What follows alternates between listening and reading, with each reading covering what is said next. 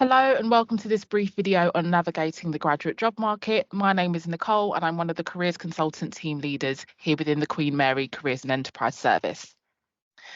In this video, we'll be covering the essentials that you need to know as someone who's maybe about to graduate or someone who's recently graduated, covering the UK graduate job market. We're going to be looking at a variety of different things, including terminology explained. That will cover the differences between graduate schemes versus graduate jobs, internships versus work experience, and insight versus spring weeks. Then we're going to be covering job hunting and timelines. When should you be applying and where to look? We'll also be looking at recruitment selection and competition, what exactly are employers looking for from graduates, a little bit about application processes and where to go for further application support within Queen Mary Careers and Enterprise. Just to say, this video will be focused on the UK graduate job market. For any of you who are maybe interested in working outside of the UK, we have a very helpful resource called Going Global, which gives you country-specific information on various locations across the globe, depending on where you're interested in working. If you simply search QMUL Going Global online, you'll be able to access this platform. But back to today though, and we're going to begin by covering the main element of the graduate job market, and that is the difference between graduate jobs and graduate schemes, which are terminology that is quite often used to cover graduate outcomes or graduate roles that you may be going into. And this video is going to give you a little bit of an overview now of the differences between the two of these. So to break this down, I've prepared a table here that's displayed on screen, and we're going to be covering the key elements of both of these options.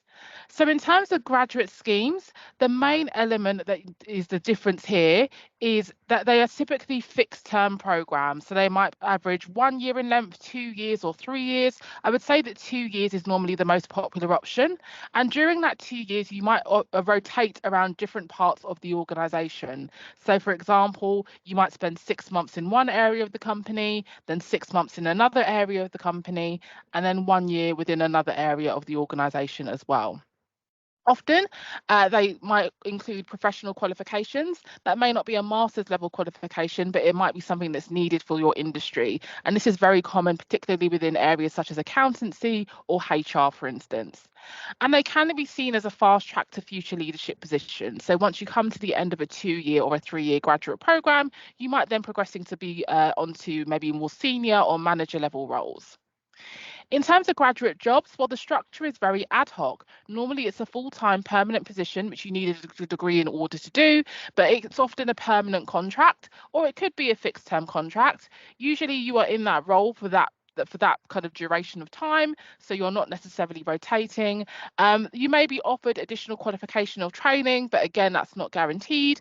But you could also fast track and progress just as quickly, if not faster, in a graduate job compared to a graduate scheme. In terms of industry coverage, graduate schemes are typically available in those larger, more commercial and more corporate organisations. And so some areas or industries, you won't necessarily see graduate schemes featured at all. In terms of graduate jobs, these are available in all sectors. In terms of graduate intake, well, some graduate schemes can take as few as 5 graduates per year, whereas others can take up to 1,500, up to 1,700 plus, but that is against thousands and thousands, tens of thousands of people who might be applying for these particular types of jobs. So the competition is quite fierce, as we'll come on to later on. In terms of graduate jobs, again, it's dependent on the role. So there could be 1 role, there could be 2 vacancies, there could be more. Recruitment timelines, normally there are 1 to 2 intakes per year. Usually the September or October time of each year is when a graduate scheme will start. However, there are a limited number who do what's called off-cycle recruitment and may recruit all year round. In terms of graduate jobs, these are flexible as required. Many graduate schemes also offer summer internships. So these are internship programs that are normally available to people who are currently studying in their 2nd year of their undergraduate degree or their penultimate year of their undergraduate degree. And if you do well during that summer internship, it's quite likely that you could be converted to get a graduate job offer.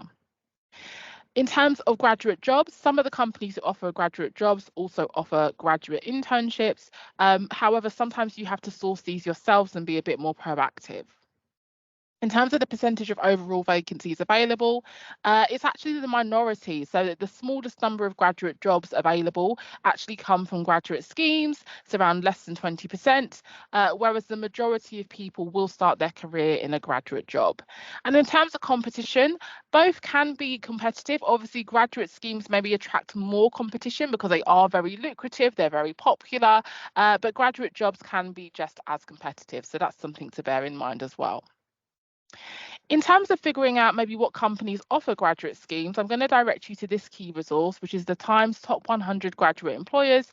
It's a digital ebook. It's also a physical book as well, which kind of acts like a guide or an encyclopedia of different organizations who offer graduate programs.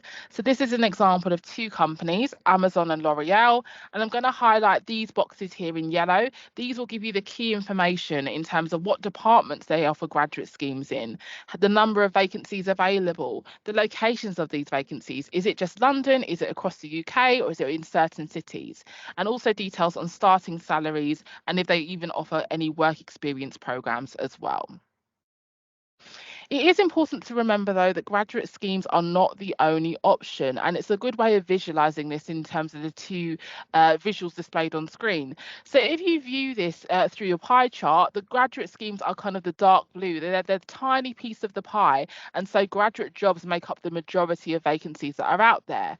Or on the other hand, graduate schemes might be seen like the shiny thing on top of the service that everyone wants to kind of aim for. But beneath the surface, there are a variety of different graduate jobs that can be just as rewarding and just as a good way for you to start your career. And if you're not necessarily interested in commercial graduate schemes, so you maybe don't want to work in finance or HR or tech, if you're interested in sectors such as charities and NGOs, media, publishing, museums, policy to a certain extent, then you're not really going to find a high volume of graduate schemes in these areas. For these types of roles, you're going to be looking at what's more commonly known as graduate jobs, so where the majority of the vacancies are. So that's a little bit about graduate schemes versus graduate jobs. Now we're going to move into internships versus work experience. And again, why I'm breaking this down is because there's a lot of attention and focus that's often given towards internships, but there are lots of other things that you can do in the event that you don't secure a summer internship, which a lot of students are striving for. And these are the alternatives. So there are lots of different things that you may want to consider. For example, some companies offer virtual or remote work experience programs where you get to kind of get a taster of working on a particular project for that company. Organizations such as Forage offer these types of programs. Volunteering is a really valuable form of work experience, and it's recognized and valued by lots of employers, particularly if you are interested in a career within healthcare or psychology or charities and NGOs. Volunteering is going to be a really valuable thing you can do. Work shadowing is also a really useful thing that you can look into. This involves spending 1 or 2 days in the life with someone. So maybe you're not quite sure what does it mean to work in policy for the day, or you want to get an insight into what it's like to work in consultancy for a day. There could be different work shadowing programs that you could look into. Alongside that, you might want to upskill yourself through online courses or personal projects. You may want to conduct your own research. Alternatively, you may just want to pursue your own unrelated work experience. So that could just be working in a bar or a restaurant, and that can give you lots and lots of transferable skills. And then, of course, there are also shorter placements. So maybe you can't find an internship for the whole of your summer. Why not consider maybe a 2-week placement somewhere that could give you some really valuable experience? The final part that I'm going to break down in terms of the job market is spring weeks versus insight weeks. And essentially, these are designed primarily for first year undergraduate students as an introduction to that particular area or field. This is a snapshot of some examples that have recently come up. Spring weeks are commonly associated with the finance and banking sectors, whereas insight weeks are found in more areas, but again, it's still in that commercial kind of area of tech or consulting, for example.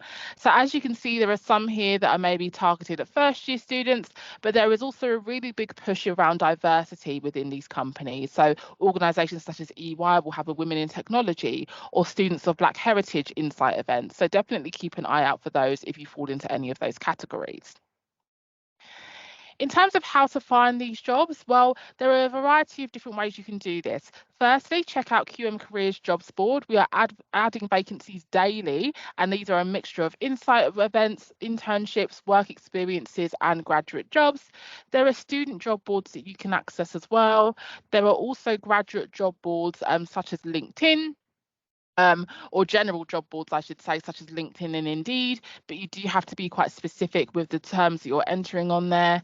And then there are also sector-specific websites. So let's say, for example, you want to work in finance, or you want to work in STEM or media. These are just a handful that you can see that are displayed on screen. So in terms of when to apply, this is a bit of an overview. And again, this is very much a guide because there will be differences and not all of the organisations will fall into these strict timeframes. But generally speaking, for graduate jobs in things like investment banking, consulting, law, large graduate recruiters in that commercial space, a lot of the applications will open in the autumn at the start of the academic year, and they'll run through till February or March time. However, if you are looking into opportunities with smaller companies, such as SMEs, opportunities are ongoing. And master's students in particular, it's worth flagging that you can apply for roles at any point. But if you are looking to maybe go into work at the end of your master's degree in September or October, I would definitely highlight maybe starting or really actively applying from late spring into the summer. So in terms of what recruiters are looking for, well, it's a variety of different things. Firstly, what you study does not determine what path you follow. So if you are doing a finance degree, that doesn't mean you could maybe not go into something that's more creative. Or alternatively, if you are studying a STEM-based subject, that doesn't mean you can't go into, again, a different area. It's very, very open here. Most employers want you to have a degree. They're not necessarily specific on which particular subject you have studied. Normally, a 2-1 is needed for most graduate schemes, and sometimes having a master's isn't generally an acceptable alternative. So let's say that you did score lower on your undergrad, but you've got a master's, that won't necessarily bring up your grade. Sector or relevant commercial experience is not a requirement, but obviously having it is a huge bonus, especially for those competitive graduate schemes. And graduate jobs are often have similar requirements, but though there's less emphasis on having a 2-1 and sometimes more emphasis on having that practical work experience. In terms of skills, these are the most in-demand skills that were taken from a recent study of employers. These are things that you're often gaining from your degrees, such as written and verbal communication, data and analysis, and other things such as teamwork, problem solving, etc. You're probably getting from your degree or from a part-time job you've had, or even volunteering, clubs and societies and other projects. So as current Queen Mary students or a recent Queen Mary graduate, you are likely to have a lot of the in-demand skills that employers are looking for. So in terms of the actual application process, this is a breakdown of typically what will happen for a graduate scheme or a summer internship. I'm not going to go through each of these steps going through, but as you can see, they kind of follow a step in terms of the initial application, a online test of sorts, an interview, and an assessment centre. For graduate jobs, it's a little bit more simplified, although again, there may be multiple stages. Normally you apply with a CV or cover letter or application form, and then you move on to deliver a speculative application, which will then be followed by an interview or maybe several interviews. So to recap, again, this was a whistle-stop tour of different things you might want to be aware of as someone who might be about to enter the graduate job market. And hopefully it's shown you there are a variety of routes that you can take after graduation. There's no set pathway. What's most important is ensuring you're pursuing the route that you take for the right reasons. So again, a graduate scheme isn't going to be for everyone. It really depends on what your interests are. If you are looking at graduate schemes, I would encourage you not to just focus on them. Consider graduate jobs, consider SMEs, small and medium-sized companies, consider startups and not-for-profits. And if you're maybe not quite graduated yet, if you're a first year, consider those insight programs. And if you're considering internships for if you're in your second year or at any stage of your degree, consider what other alternatives you may want to be able to take up in the event that you don't get a summer internship. And finally, Queen Mary Careers is here to help you navigate it all. So in terms of support from the Careers Service, if you've left the video today wanting that extra support, you can book a one-to-one appointment with us for any career-related queries such as CV and application help, practice help for an interview, or just any other career-related queries. Details are displayed on screen, and if you visit our website qmul.ac.uk, that's where you can find all of the information. We hope that this video has been helpful and wish you the best of luck in navigating the graduate job market.